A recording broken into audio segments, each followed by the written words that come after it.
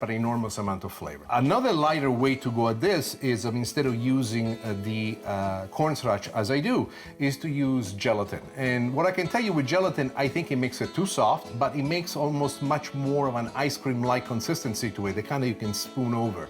So if you decide to do gelatin instead of cornstarch, keep this in mind. Gelatin, you need about 1 teaspoon to each 1 full cup of liquid that you use in order to solidify. Now, watch what's happening. Don't look at me anymore.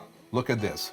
It's nice and hot. At this point, we start adding our cornstarch, and as we add the cornstarch, we stir consistency. What we want to make sure is to create almost a well that absorbs all of the cornstarch, and the violence involved into the arithmetic addition of what we're doing right now is basically allowing for the cornstarch to melt, go straight into the milk, and as it opens up, in its most basic way, it will thicken up this cream right in front of our very own eyes.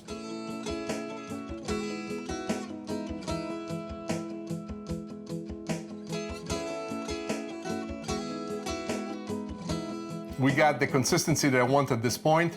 Now, let's pour this into my favorite container, this glass, a martini glass. I'm gonna put it right in here.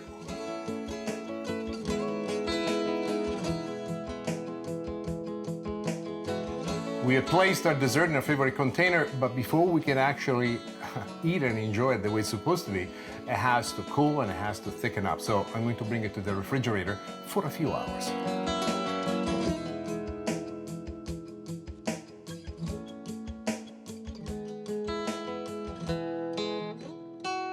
Once it cools off, the top part becomes like a little crust. You see in this with just about every pudding that you make.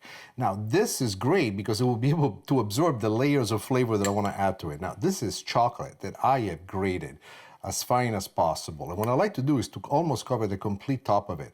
The part that I love is because of the fact that it's hardened up, I have the ability with a spoon now to spread it. If this was soft, we could not be doing this. And I like to do it so that almost creates a crust of its own. Mind you, this is wonderful semi-sweet chocolate that I grated ahead of time. And keep in mind, with every bite that you take of this, you're gonna be taking a bite of the pudding underneath, and it will make the perfect combination. We also have some whipping cream that we whipped ahead of time. And I like to add it right in here. There you are. And then this is typical Sicilian, a maraschino cherry right on top to wish us well. And it's so cute, it's so fun.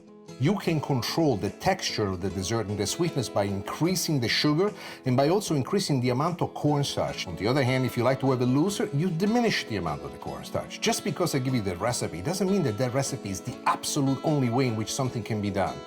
Like my father used to tell me, there is nothing in life that you cannot do. And this, ladies and gentlemen, is how you make the magic of bianco mangiare.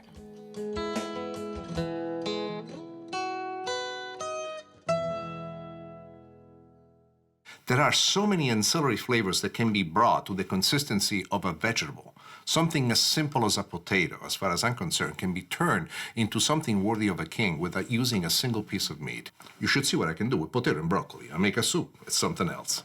But when nobody looks, I also add a little bit of bacon. Why? It tastes so good. Vegetarian? Me?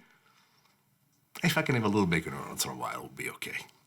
And maybe I could do that. Maybe. No, meatballs. No, I cannot do without meatballs. No. That's it. We cannot do vegetarian. We cannot do vegetarian.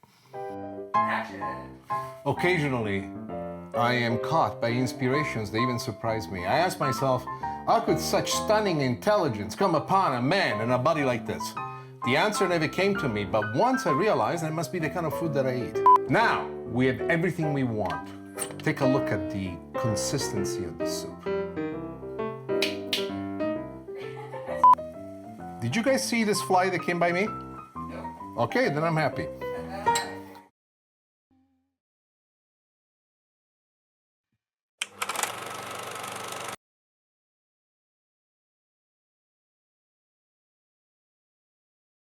Carissimi amici, dear friends, join me in my kitchen because today we're going to make pan-fried potatoes with sun-dried tomatoes and rosemary. So simple, so full of flavor. Pork chop with pizzaiola sauce, a sauce with a little taste of pizza to it. An old treat from my past. And pasta aglio e olio, garlic and oil pasta. And today I'm going to share with you a story about the importance of Sundays in the Stellino family. Come for the recipes. Stay for the story.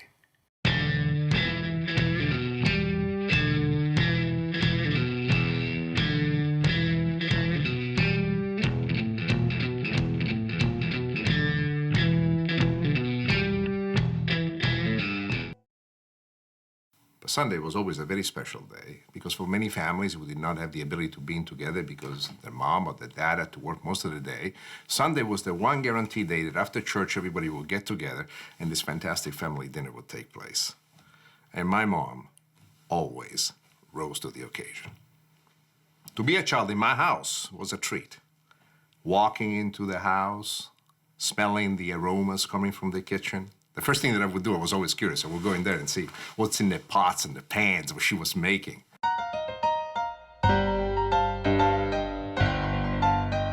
Pan-fried potatoes with sun-dried tomatoes and infused with garlic and rosemary. This is a side dish that tastes so good, it could be a meal to itself. Let me show you how to make it.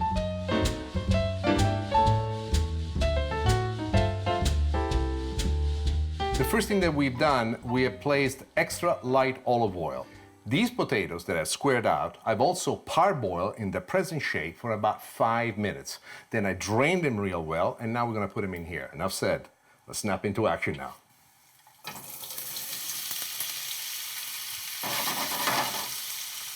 On your very first step, what you want to ensure is not to move the potatoes at all.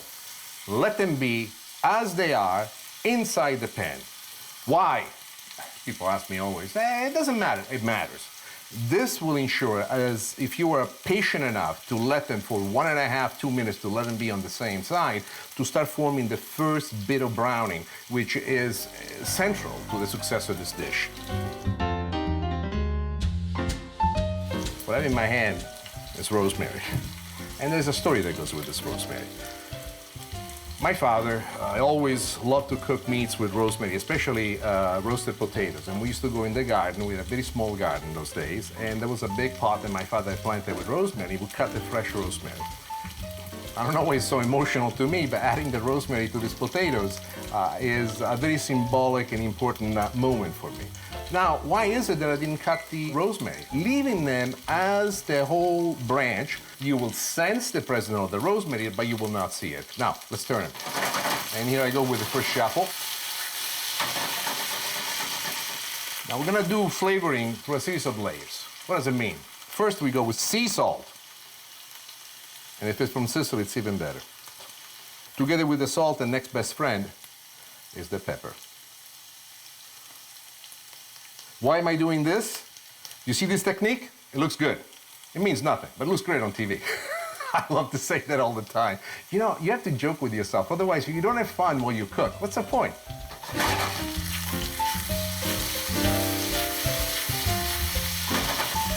These are whole pieces of garlic. You're going to cook the potato over somewhat of a long period of time. And I want for them to cook with the potatoes at the same time.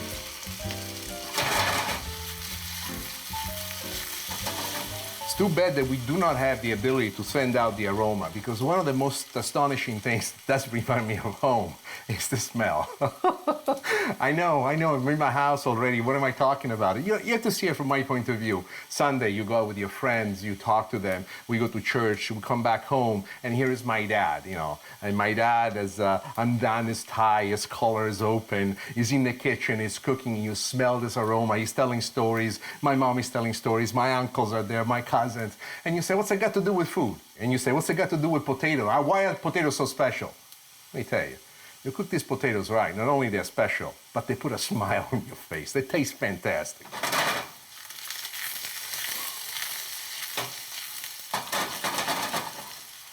It is at this point that there is another addition of flavor. What we have here is sun-dried tomatoes that we have kept fairly big, sun-dried tomatoes packed in olive oil.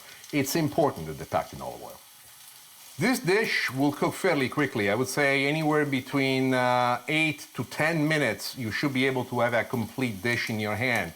But this is only if you do parboil the potatoes. If you don't parboil the potatoes, you can still use it this way, but it will take you a few minutes longer. So always add an additional 5 minutes to that.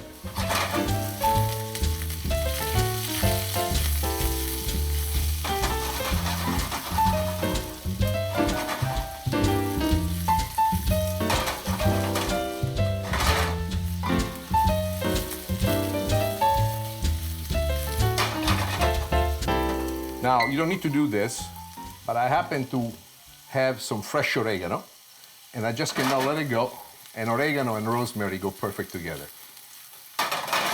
I know, I'm super happy. The potatoes are ready.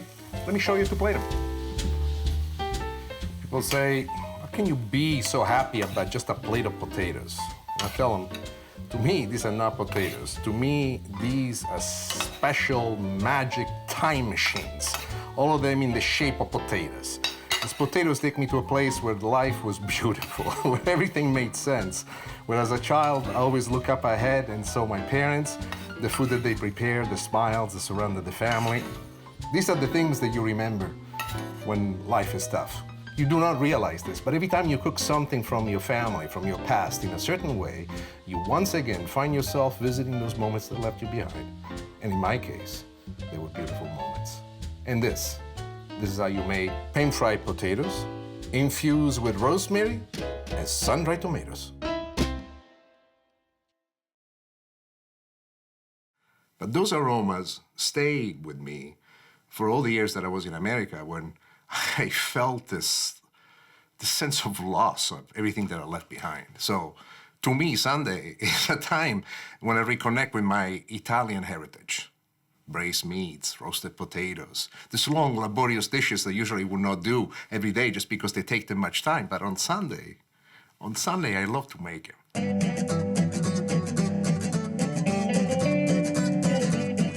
Sunday dinner with the Stellinos continues, and the next recipe I'm about to share with you is pork chop with pizzaiola sauce, a sauce with a little taste of pizza to it.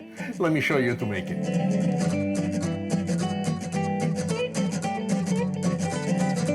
Pork chop pizzaiola. Two things I'm going to teach you today: how to make pizzaiola sauce and how to make the pork chop Palermo style. Let me show you what I mean. Here we have our pork chop, beautiful as you can see, but for us to cook it and do it right, we need to pound it. So several techniques available to us on how to do it. Let me show you the best part of it all. What I have in here is a basic plastic bag that has a slider onto it. Why do I place it in here? Why is this important? We want to pound this, but at the same time, we want to contain within this the way in which this will expand. One of the difficult things that people have using the pounder is that are unaware of how the meat expands. Watch this, look how simple it is. And every time you need to pound it in a different fashion, you do this. What is a technique here? What are we looking for? We want to pound and slide out. As you can see, this is already gotten thinner on this side. You want to do it evenly all the way across. And this is what people really need to understand. When it comes down to it, we are pounding for two reasons. We want to make the meat itself thinner, so it's easier to cut into it, it's more tender. But at the same time, what we want to make sure is that we don't pound it so thin that we shred it apart. The technique with the plastic bag, as I'm showing you, prevents you from doing so. Very easy. You can do several of these at a time. Saves you an enormous amount of time.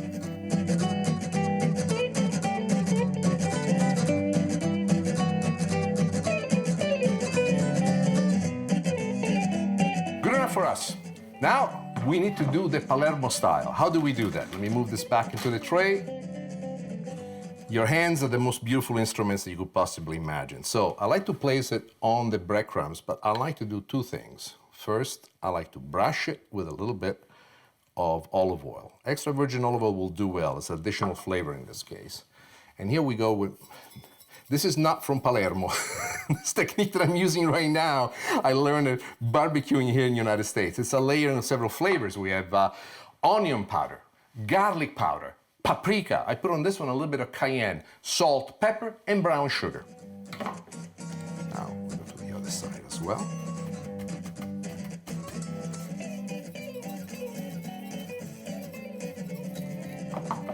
Use your hands like this. Make sure that everything is covered all the way through. And you see from a small piece of meat how much bigger this piece already is. I think that one of the techniques was designed in the old days just to render this look of something big from something small. Now you can do this ahead of time, but don't let this one sit in the refrigerator. Once you put the breading, the panè, like we say at Palermo, the next thing that you want to do is to cook it. Let me show you how to do that.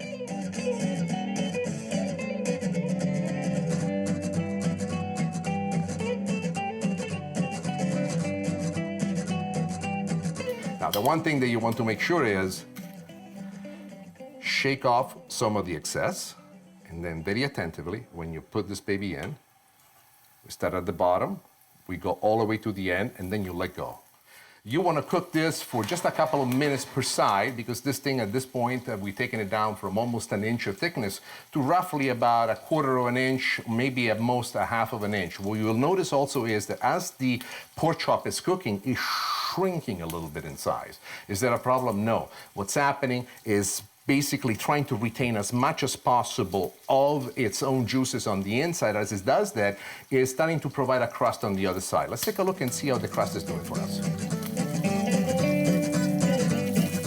Guarda che bellezza. This is exactly what we're looking for. And at this point, you want to continue the cooking until the other side looks exactly like this. One of the things that might be challenging for some of you is the bone. So what I want to show people is, when it gets to this point, the natural juices are trying to escape through the bone joint. So what I like to do is brown them like that. Look at this.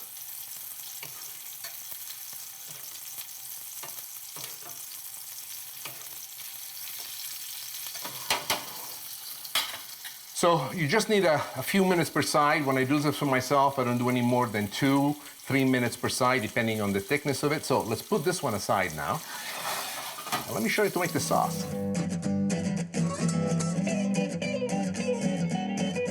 So in this particular case, we start the same way in which we started all of the recipe.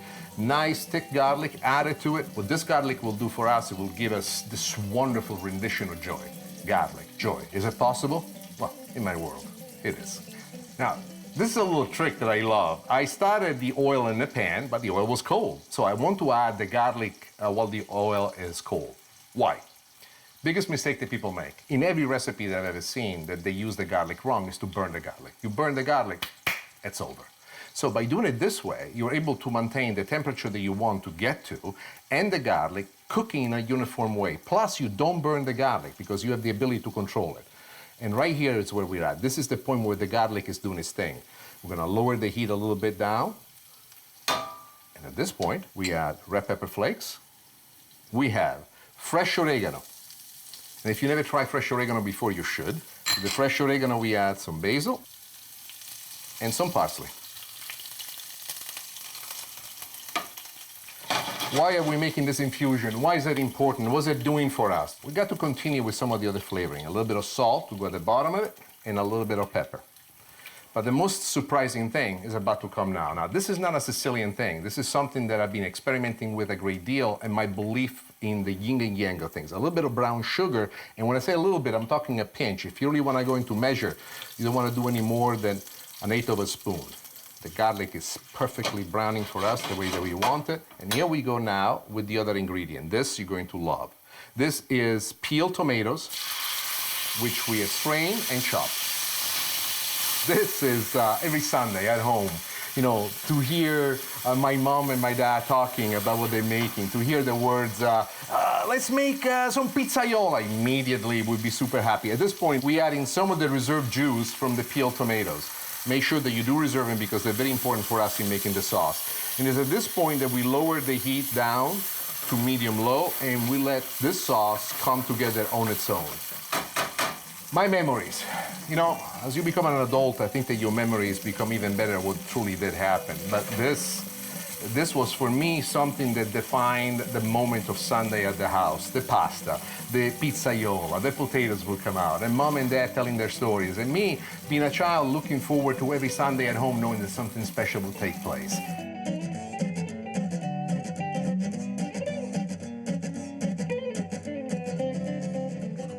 At this point, I like to taste. Now, I use this technique because my finger is much stronger than my lips. It allows me to control the drip of the sauce from the back of the spoon, and the flavor is so good I'm hardly able to talk.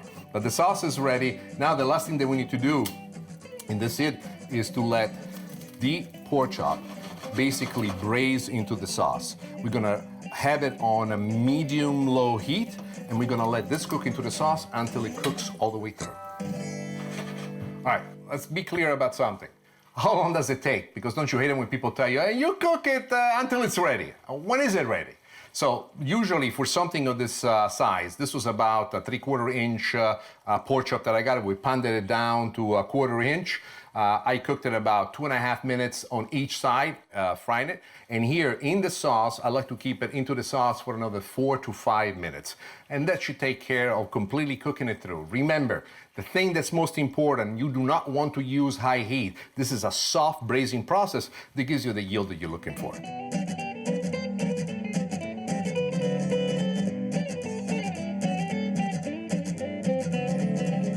We let this baby go for a few minutes. I can feel from the touch that she's ready to go, so let me show you how to plate it. It's gonna be fantastic.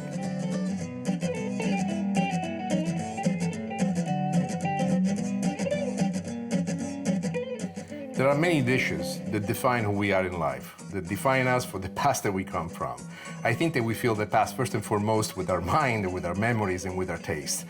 This pork chop pizzaiola reminds me of a table full of family, my mom, my dad. Even though they're on the other side, and I'm sure they're cooking for just about every angel in the sky, this to me is one of those dishes that defines my growth, from a young boy to a young man, and from a young man to a mature one that really knows how to cook.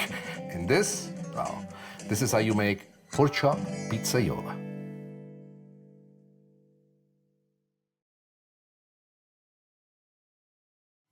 Pasta on Sunday is a must.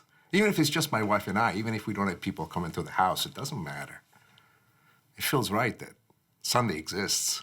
Sunday is a very special day for me because it reminds me of this unified family day that stays with you, even when you become an adult.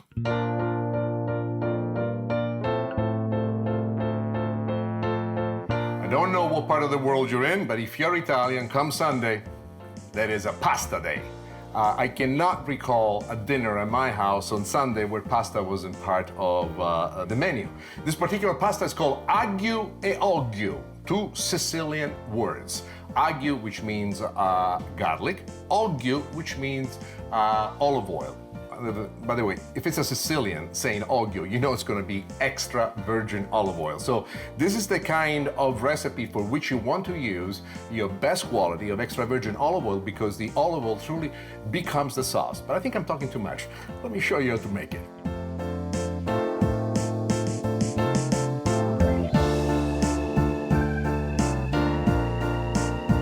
We're dealing with garlic.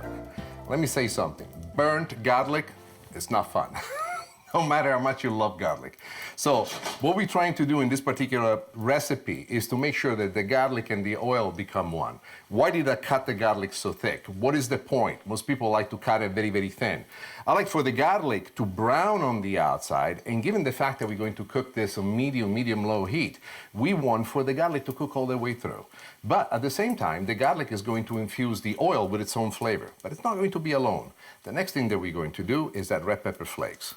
This is good enough just to give a hint of spice. Now, what you can see is that the garlic is starting to really pop in here, but it's not cooked all the way yet. We're gonna need several minutes to do that. And even though I'm cooking on medium-low, the amount of heat being reserved in the pan from the fact that I heated up this pan on high heat is still present. But what we're trying to do right now for the garlic in a certain way is to fry it and braise it at the same time. Why braising it? In this particular case, the garlic is as important as a piece of meat. As a matter of fact, in this particular case, the garlic substitutes the protein.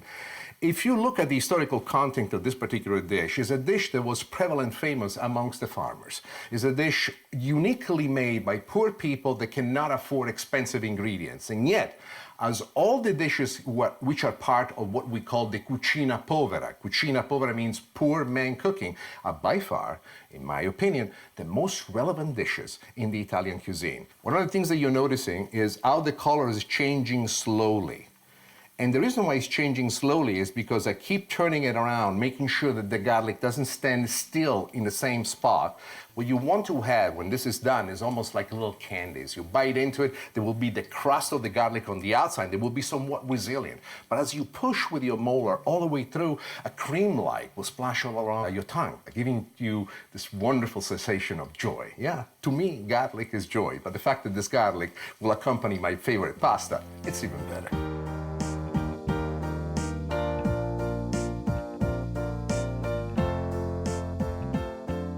You can see that now most of the pieces of garlic are picking up the browning that we want to. It is at this point that I don't mind glazing it with additional flavors. Sea salt, first and foremost.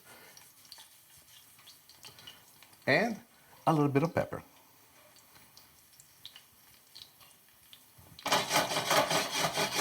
Shake it so that it goes all over the pan. You also have to realize that right now, in spite of the fact that you're not seeing this, there is an enormous amount of flavor that's taking place here inside the oil. The oil right now is the sauce. This oil will basically shape the way in which the pasta will taste. So the salt and the pepper are the two basic things that we want to have in there, but the juices that have leaked out of the garlic are now present. We now have the perfect color. Watch what we're doing next. We're going to add chopped parsley. The parsley will fry in it. By the way, to make this even more interesting when you do this at home, you can do it with parsley. You can do a mixture of parsley and mint. Mint is fabulous. Also use basil. At this point is your fantasy. What you choose to do, it's the way to do it.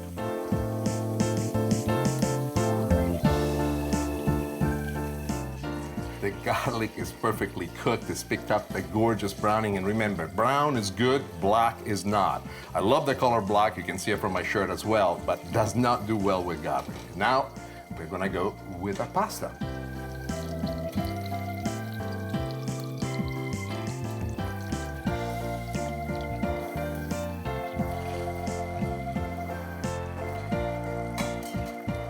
Pasta is cooked al dente. What does it mean? The pasta is slightly undercooked.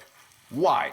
I want two things. I want for all the flavors to penetrate the pasta completely. And the oil right now is toasting the pasta. At this point, I lowered it down to low. I'm gonna crank it back up to medium high, and I want to see a little bit of toasting taking place with this pasta. This is the element that a lot of people miss. They simply put it into the oil, they give it a couple of flips. I mean, you don't need to do what I'm about to do. But there's the difference between good and great. Let me show you how to make it great. This dish, as I mentioned before, is a dish that's mostly done by people who have no means, or very little means. So every element that comes into is imbued with enormous flavor. The enormous flavor already put in by the garlic is evident. But what you don't know yet is that what we're going to add now is Italian-style breadcrumbs, which I have previously toasted. Why are we doing this? What's the importance? What's the difference?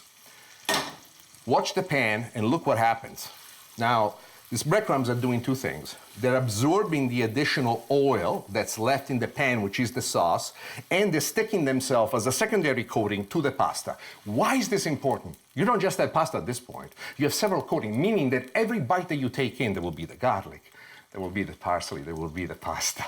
And then there's one more ingredient that I'm gonna add in just a moment. The pasta has gotten us exactly where we want to go. Turn off the heat completely at this point.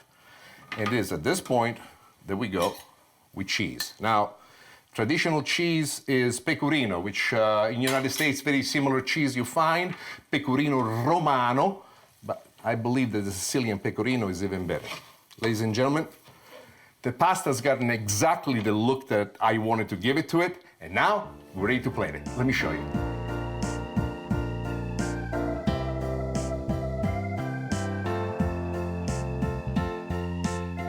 This pasta is more than a plate of pasta to me. This pasta is a very vivid memory of my youth. This pasta made me. I fell in love with pasta, I think, the first time that I had aglio e olio. I can recall it, how my father used to make, how my mom used to make it, and the way in which I evolved my own style in making it. I think that this is a recipe that tells a family story, the story of my family. So, next Sunday, when you're wondering what to do, keep this in mind. How about making some pasta aglio e olio? And this is how you make pasta aglio e olio. But what I remember is walking in from church, opening the door, walking into the house, and just smelled that aroma. And I knew that paradise was waiting for me. Sunday's paradise. Il mangiare della domenica è perfetto, which translated in English means whatever you eat on Sunday is perfect. Well, especially if you're at my house.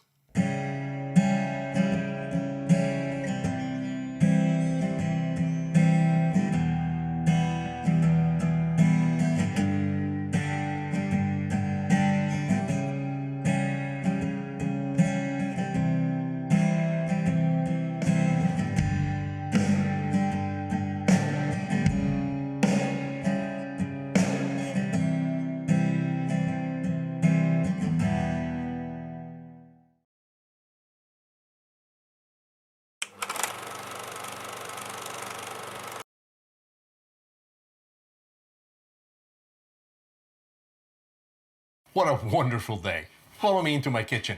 Today, we're going to make swordfish agrodolce, sweet and sour. For all of you out there who are married, I will show you a way to get out of the doghouse. Scallops with red peppers and zucchini sauce. And we end with, this is your lucky day. I'm going to show you how to make sauté calamari with garbanzo beans. And I will share a story about me, Sicily, and the sea. Come for the recipes. Stay for the story.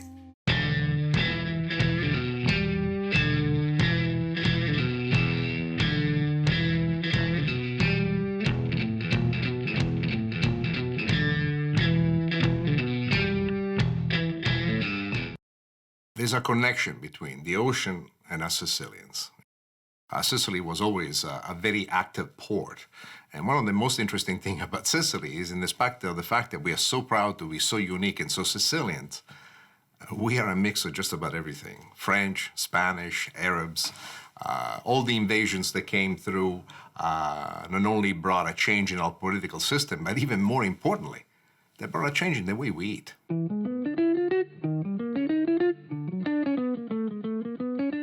Today I want to share with you one of my favorite recipes from my youth. Swordfish agrodolce, sweet and sour. Let me show you.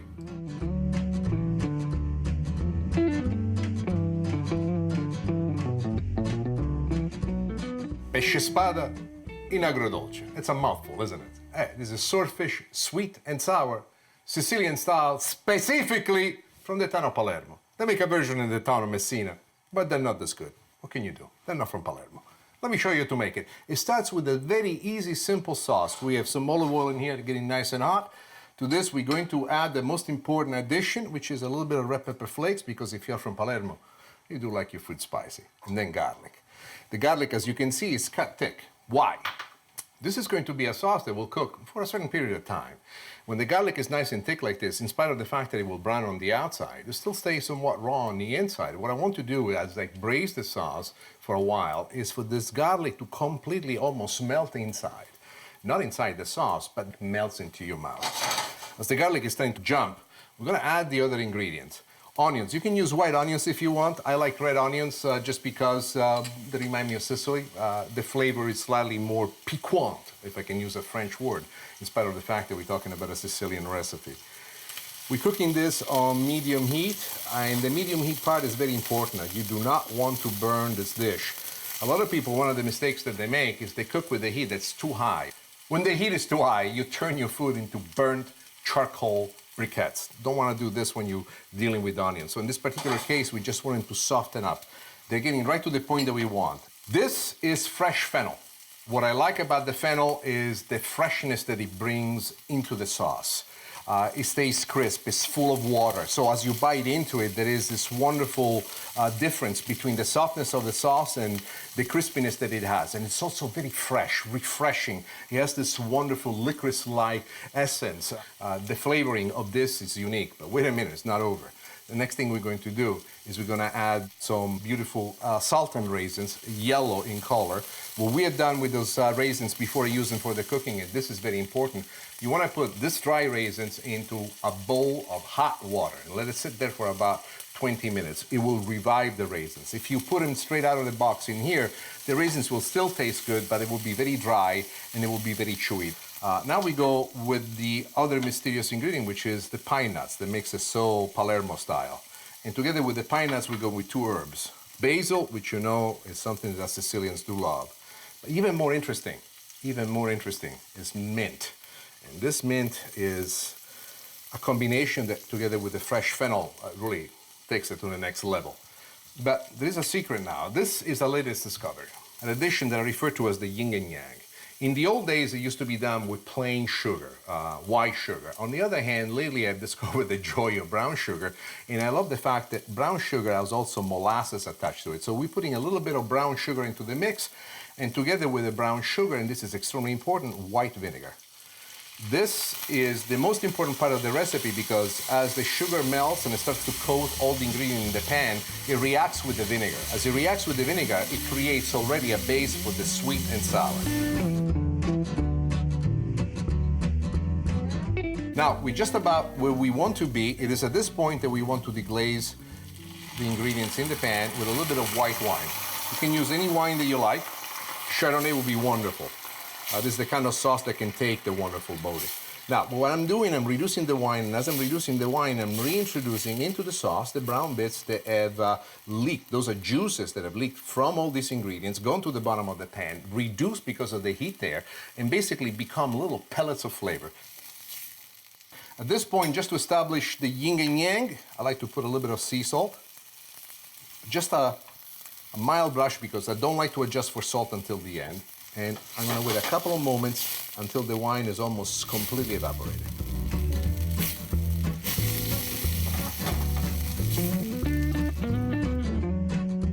The next thing I'm about to add is Italian pelati.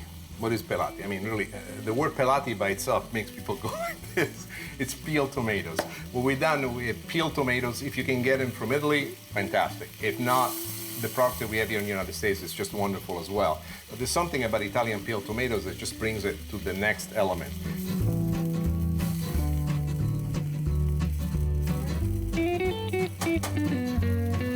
These are some of the juices from the strained tomatoes, and I want to add them back into the sauce because it will give us the character that we're looking for. You want to reduce the heat down to a slow simmer. Now, let me move this pan aside. Let's prep the fish. Palermo style swordfish. What is it that makes it so unique? What is it that makes it so different? Let me show you exactly what I mean. This is a piece of swordfish. What I've done with this piece of swordfish, I have cut the eye of the loin. You can cut it this thick. This thick gives you a lot of protection because we're gonna have this bracing into the sauce, and by the time you take it out, it's gonna be delicious. So, how do we make it Palermo style, and what is Palermo style? It all starts with the olive oil. So, the best thing that you want to do, first and foremost, is to actually brush the fish with some olive oil. Now, once you've done this, there is the most important addition of flavor. This is a technique also that is not Sicilian at all. I've learned here in the United States, and I'm using a rub that I designed that has an equal part of wonderful spices on the inside. Black pepper, salt, onion powder, garlic powder, paprika, and brown sugar. Here we go now on the other side. Why am I brushing it with olive oil? People say, you're not cooking it as of yet. The olive oil allows for the spices to stick right on them. This that I'm doing for you right now, this is not the traditional Palermo style. What I'm about to do next is, now, watch this. We are going to put this into Italian style breadcrumbs. And what I do, watch how my hands are quite gentle. This piece of fish is like the fillet of the best of the best of the best. You don't want to ruin it. You just simply want to coat it all with a very thin coating of these breadcrumbs.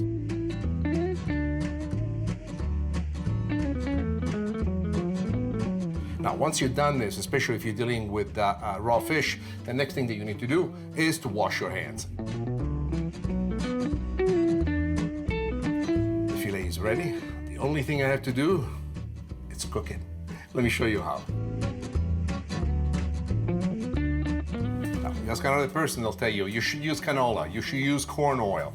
And by the way, both canola and corn oil are some of the oils, vegetable oils that they use in Italy for frying on high heat. For whatever reason, I don't know what happened, I'm not particularly fascinated by the aroma of either of these two oils. So the product that I use is an extra light olive oil. The oil is nice and hot, extremely attentive now. Now just let the fish cook. I'm gonna lower the heat to medium-high, and that's all that we want to do. We want to get the perfect crust. Now, let me show you how to turn this fish. You put the spatula underneath, and you want to have another instrument that helps you in the turn. And there you are. Look at how beautifully all the edges have seared. This technique of using these two instruments will make your life easy. You know that I'm happy when I'm doing this. Why? First, I cannot dance. You ask my wife, she'll tell you I'm ridiculous as a dancer.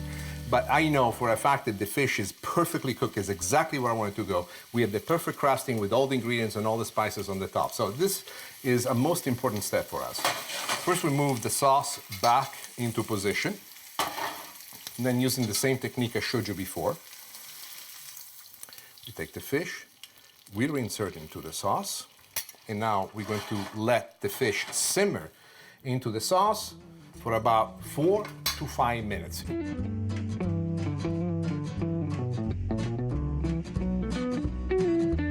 fish is looking great, the sauce has reduced perfect, and now we're ready to plate.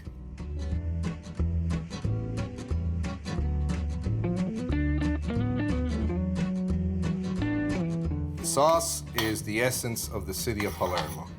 I love the way she looks, I love the aroma. I'm taking extra time here because she's so beautiful.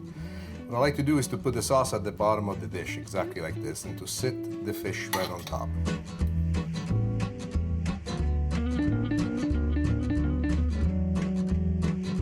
Exactly like that. Now, at this point, we'd actually be ready, but there is one last thing that I like to do, and it's extra virgin olive oil of the highest quality that you can get, to just put it all the way around, exactly like that. With the first bite, you will be overtaken by how great the fish tastes, and then the sauce will come at you with all these different elements. Freshness that explodes into your mouth, and it's at the moment that you realize, mamma mia, what a beautiful place the city of Palermo is. And this is how you make swordfish in agrodolce.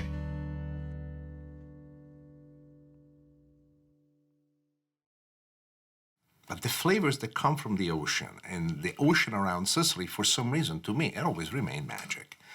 And even now, I live here in the United States, in the town of Los Angeles. I don't live close to the ocean, but there is something special that happens to me whenever I go by the beach or to the beach to take a walk with my wife or to just take a look at the view.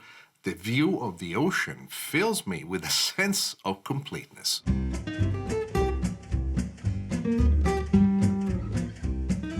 I'm going to show you to make scallops with red pepper and zucchini cream sauce. But this is a special recipe. You know why? It got me out of the doghouse. Let me show you.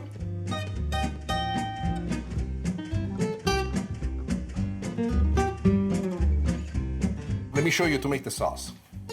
So let's send in an explorer to make sure that we got it as hot as we want it. I would say the explorer has convinced me. So here we go first with the zucchini. No salt, no pepper in the zucchini. Why? The salt makes the zucchini sweat. Meaning with the hot oil, it will splatter everywhere. Together with the zucchini, we add the red pepper that I've also diced nicely. Why?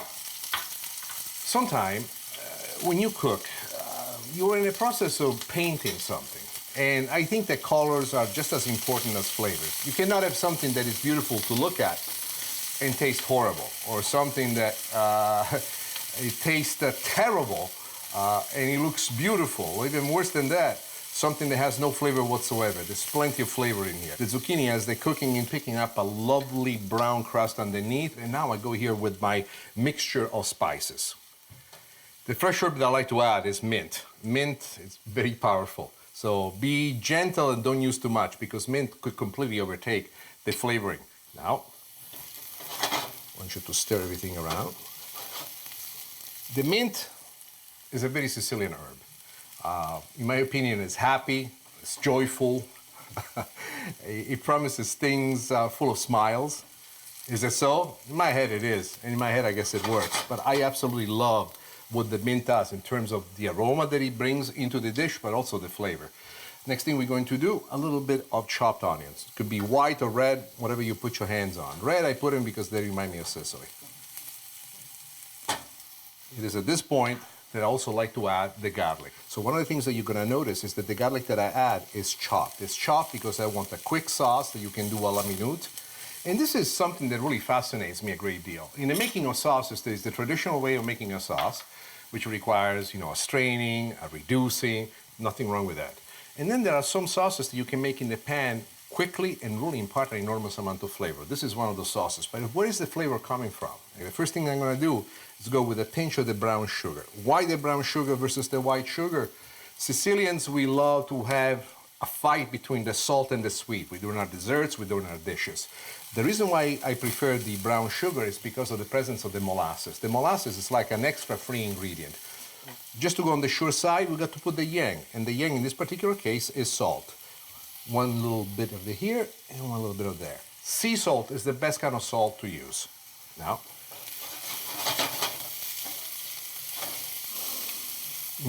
the aroma, I can already see in my own head how this is going to taste, and it's splendid. One quick deglaze of wine. And the reason why we want to use the wine is because we want to pick up the brown bits at the bottom of the pan. This is basically truth for every kind of pan sauce that you make. So watch this as the wine reduces.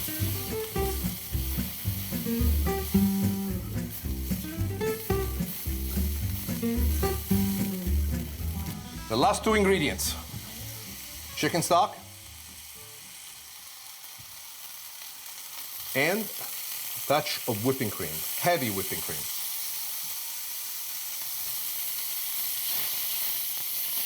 Now you want to reduce the heat down to a simmer, and you want to let the cream and the stock reduce briefly. While the sauce reduces, let me show you how to cook the scallop.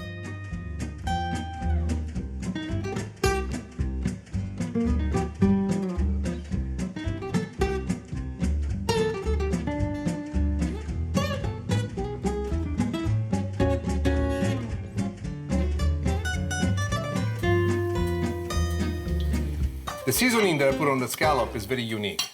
It's not an Italian seasoning. It's something actually that I learned here as I became passionate about American barbecue. It's more of a rub. Equal parts of salt, pepper, brown sugar, paprika, onion powder, garlic powder. One of the great things that I want to do is to create a beautiful brown searing top. The sugar helps enormously. As it connects together with the oil underneath, the sugar solidifies and crusts up. But as it does, it connects to itself everything. The juices that are transferring upward from the scallop, which are trying to escape because of the heat, the salt, the pepper, the paprika, the onion powder, the garlic powder, suddenly all these little tiny details that just seem to be names that you saw on a list have a purpose, have a reason. And as they do what they do, they create magic. Let me show you what the magic is as I turn the scallop. Look at this, the perfect searing. And this is what I love. A scallop to be tasting just right, it has to be perfectly crusted, exactly like this. Now the same thing is happening underneath. And that's exactly what I'm looking to do. So a scallop's this size, how long would you like to cook it for? I would say don't cook it any more than, at this heat, because I'm going on very high heat, don't cook any more than 1.5 minutes per side. I would say our scallop is ready to go. I'm gonna turn off the heat. I'm gonna turn off the heat from underneath the sauce. And now let me show you how to plate it. This is designed for all of you who, like me, fail from time to time in understanding what it is that our wife will say. She says, "Did you hear anything I said?" I think I did, but apparently I didn't. So first and foremost, you gotta go with a spectacular sauce like this. But this sauce alone will not help you. You need something else that will bring you out of the pain or trouble. And there she is, a beautiful scallop. This in itself is spectacular. Yes, this is an appetizer, but this is the one thing that opens the conversation with a smile. And this is how you make scallops with a red pepper and zucchini cream sauce. The Northern California Ocean and the Sicilian Ocean are two different kinds of oceans, and they speak completely different language. Sicily is quiet, blue, romantic for as far as you can see, this hot sand, the white sand. The Northern California coast instead is full of fury, and it's full of wind, and it's full of sounds, and you see these beautiful waves just smashing against these rocks on the side of it. And what should incite fear? Instead, in me, within this whole chaos, I find my center.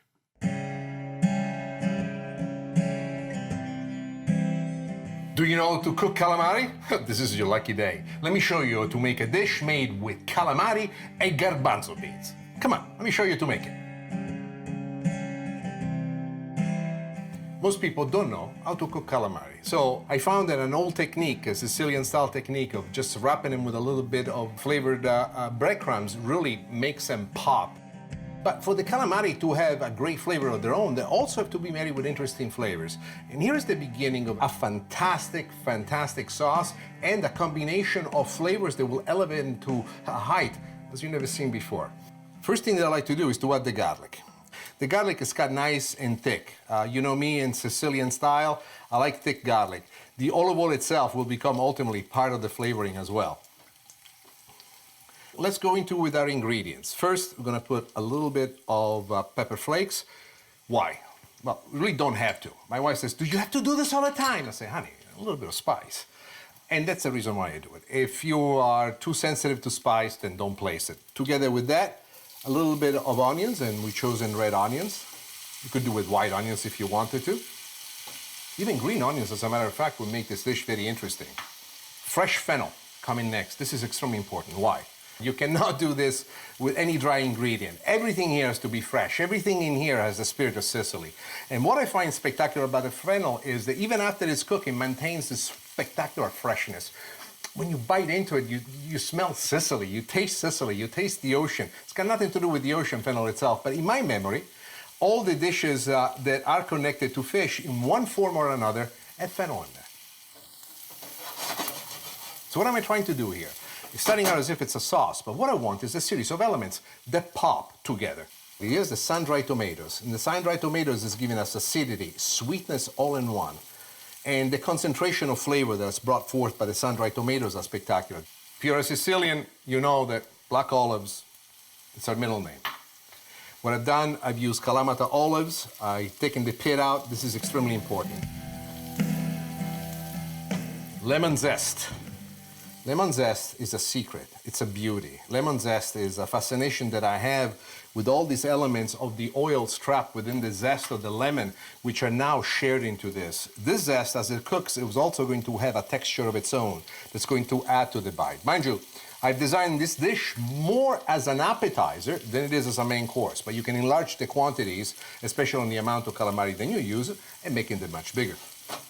Now, what's coming next is my secret. What's my secret? First and foremost, we have to have basil and mint. Why is this important? Mint, in my opinion, has a wonderful flavor that made it extremely well with fish. But be careful, because the mint, if you add too much, will completely overtake the dish. So when you follow your instincts, be attentive to that. Brown sugar. Why is this important right now? There's an enormous amount of salt right now in there with our wonderful olives. And what we're trying to do here is create a bit of a yin and yang with this artistic combination of flavor, this sweetness, that is saltiness. And just to make sure that we have a little bit of the yin and the yang, I always like, at least at this stage, to add a little bit of salt to make sure that the composition of this is complete. The next thing that we're going to do is we are going to add a little bit of lemon. And what the lemon is doing for me is bringing out the complement of flavoring that already was laid out by the lemon zest. And then we go with garbanzo beans. In Sicily, we call this ceci. Here's a little bit of white wine. Now, what I'm about to do next is a trick that you're going to love. More often than not, even in fish dishes, I add chicken stock. But I put it in my head that this had to be a pure fish dish. So there is an enormous amount of flavor in there already, and I want to elongate the sauce just a little bit, and I do it with a little bit of water. Once I add the water, I stir things around lovingly like this. Then I'm going to move this sauce to the back burner, and I'm going to show you exactly how to cook the calamari the perfect way.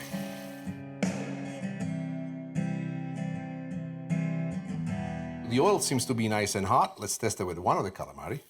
Oh yeah, here we go.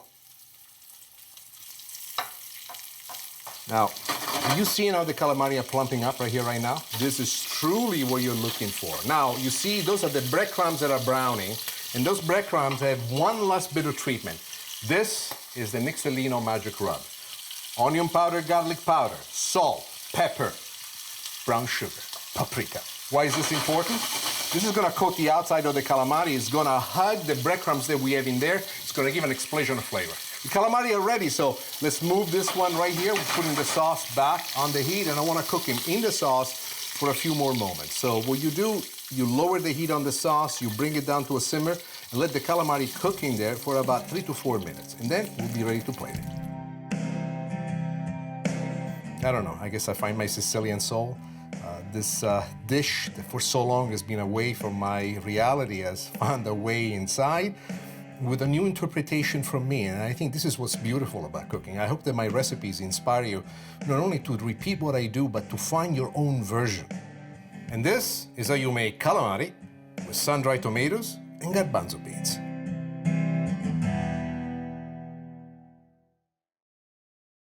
I think that in the end, no matter where we're born, no matter what part of the world we come from, we bring with us the ability to combine all these experiences and make them ours. So, is this a Sicilian tradition?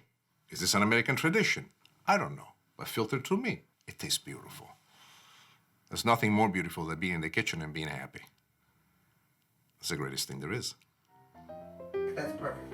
Scallops and zucchini and red pepper cream sauce. Scallops with zucchini and red pepper sauce. Let's do this. Red pepper sauce? Cream sauce. Scallops. Easy. Yeah, I think you just proved that. Alright, and action next. Scallops with zucchini and red pepper cream sauce.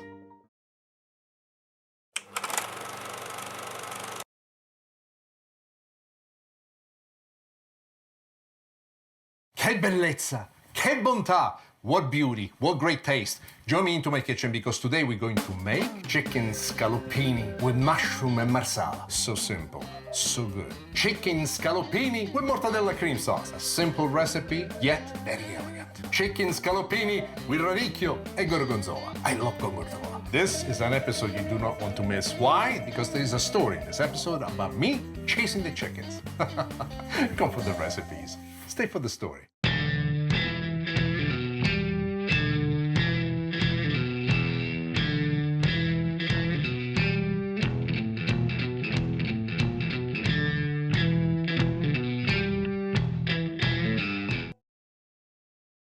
For most of you who have watched my show over the years, by now you know that I am slightly vain. I like my clothes, I like to dress well, I have a love for Italian fashion. But the truth is that I am this far away from working in the wheat fields of Sicily. So I have it very clear in my mind that a huge amount of delusion is involved in this image that I have of myself. And I try to keep myself in check by reminding myself who I am and where I come from. And some of the most incredible moments that I have is remembering what it felt like in my youth going to the farm and hanging around with my grandma.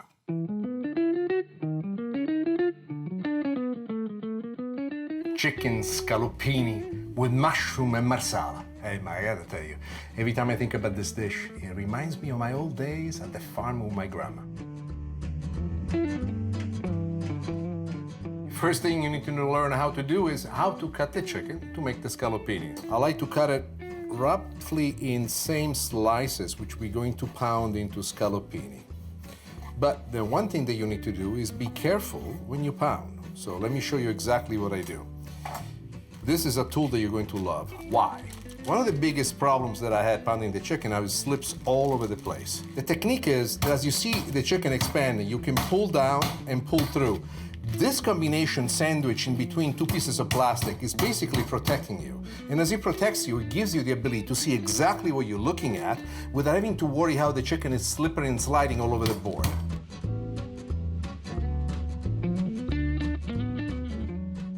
Now, we have the pieces that I would like to go ahead and cook, but before we cook them, the one thing that I want to do is to flavor and flour.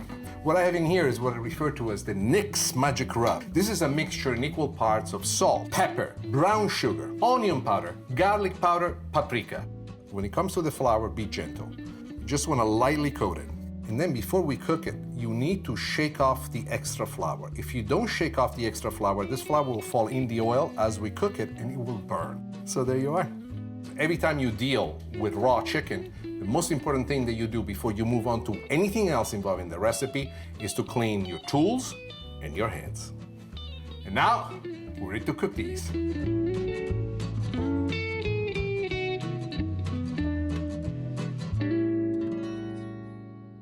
In the making of the scaloppini, you need to know when the oil is hot.